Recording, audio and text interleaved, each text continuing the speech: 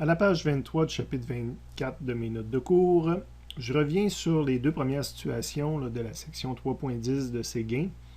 Séguin l'a fait lui également dans son livre, parce que, comme on l'avait déjà mentionné, on ne faisait même pas appel à aucune formule du chapitre 24 de conservation de quantité de mouvement dans ces deux exemples-là. Ben là, ce qu'on va faire, c'est qu'on va juste vérifier que le principe est respecté pour ces deux situations-là qu'on vient d'étudier. Donc, je vous rappelle, la première, c'est un impact sur la patinoire de deux joueurs de même masse. Donc, on réécrit rapidement nos données connues. MA, MB est égal à 120 kg. Vitesse initiale A égale vitesse initiale B égale 10 mètres secondes. Puis on avait vitesse finale est égale à 0. Puis on avait également le delta T égale 0,2 secondes, là, que j'ai oublié de mettre ici, que vous avez sur vos feuilles, je crois, dans la possibilité de l'écrire. Mais on fait du conservation de quantité de mouvement, du P est égal à MV, donc il n'y a même pas de temps associé à ça. C'est pour ça que je l'avais effacé ici.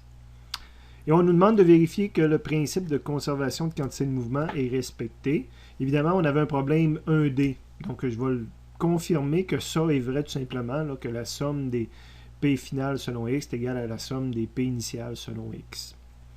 Le dessin, on avait donc un 1D, c'est le même dessin qu'on avait tantôt, là, les deux masses avec les deux vitesses initiales.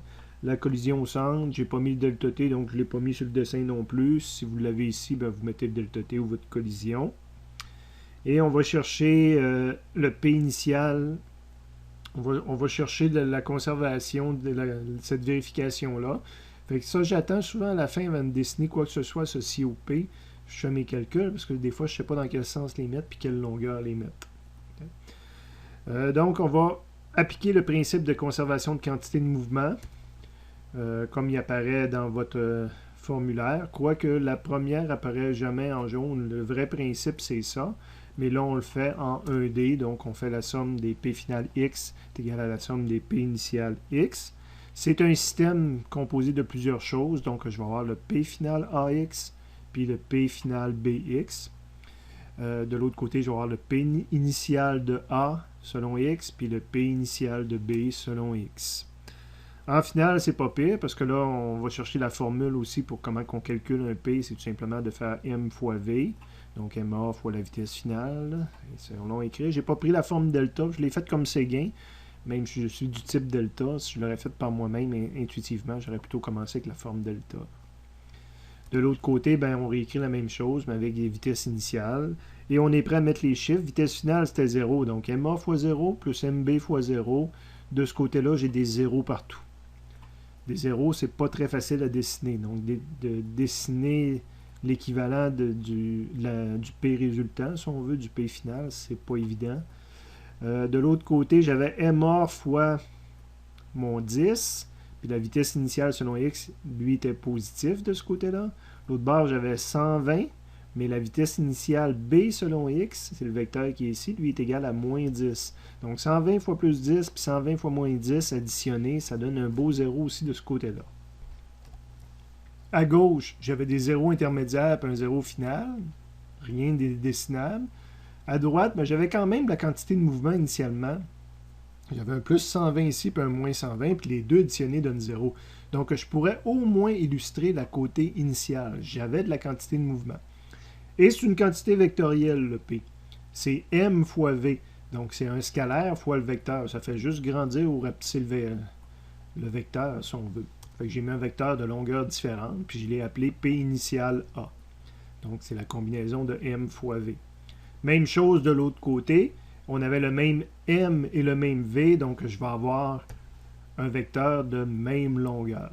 Ce qui fait que, étant donné que c'est deux fois des initiales, puis on fait la somme de toutes les P initiales, ben ce vecteur-là plus ce vecteur-là s'annule, puis donne le zéro final. On continue maintenant avec aussi, on fait la même chose pour la situation 2. On va vérifier que le principe de conservation de quantité de mouvement est conservé. Donc, on avait deux masses MA, MB de 4 et de 3 kg respectivement, avec deux vitesses initiales respectivement de 2 et de 5 mètres par seconde. Puis on avait deux vitesses finales respectivement de 2,5 et de 1 mètre seconde.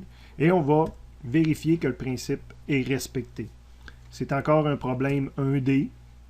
On dessine notre MA avec sa vitesse initiale, puis MB de grosseur un petit peu plus petite, mais avec beaucoup plus de vitesse. on a notre collision ici, puis à la fin, vitesse finale A était vers l'arrière, l'équivalent d'un 2.5, puis vitesse finale B était vers l'avant, l'équivalent d'un 1.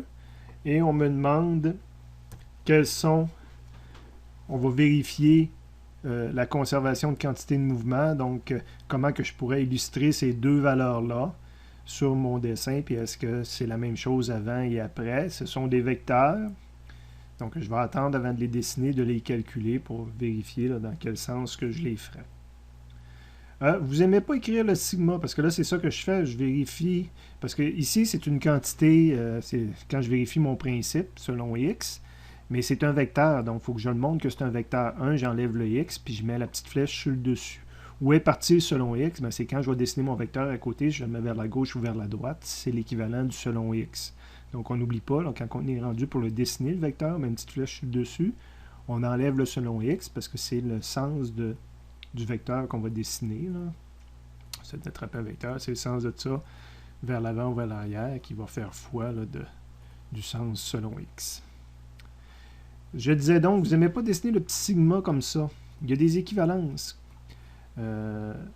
Mais sauf que ça fait plus d'indices à traîner, donc j'aime vraiment pas ça. Mais la sommation de tous les vecteurs P final, ben, ça revient à dire quelle est la quantité de le P résultant. Un peu comme la somme des forces donnait la force résultante, ben, la somme des P donne le P résultant pour le système en finale. Ou justement, des fois, on va l'appeler P système final. Puis là, évidemment, il y aurait l'équivalent pour P initial. Mais ça rajoute des indices, donc moi, j'aime bien mieux dessiner sigma à l'avant. OK. Principe de conservation de quantité de mouvement.